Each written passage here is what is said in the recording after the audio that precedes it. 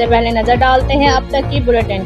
जी बिल्कुल। Deputy commissioner Vehari Syed Asif Hussain Shah ने DH को अस्पताल के तमाम शोबा जात का विजिट किया। उन्होंने अस्पताल इंतजामिया, मरीजों को बेहतरीन तिबी सहूलियत फराहम करने और महकमा बिल्डिंग के अफसरान अस्पताल में जारी तरक्याती कामों को जल्द मुकम्मल करें।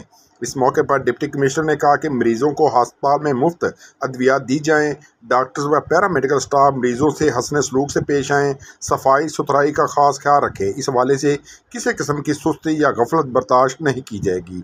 डिप्टी कमिश्नर ने इस मौके पर मरीजों से इलाज, मुआवजा और मुफ्त अद्वियात की सहूलियत बारे दरियाफ्त किया, जिस पर मरीजों ने इत्मीनान का इजहार किया। डिप्टी कमिश्नर ने अस्पताल में जारी तज़हीनो अरैश और रिहैम्पिंग के काम का भी मुआयना किया। मुतल्लिक़ अफसरान को तरक्याती काम को तेज़ करने की हिदायत की और कहा कि तरक्याती कामों से अस्पताल में सहूलत के फराहमी में इजाफे के साथ साथ मरीजों को साफ सुथरा अदीदा ज़ेब माहौल मैसर आएगा। जी, लाइफ एक हसीन बैलेंस है, देखे अनदेखे के बीच में।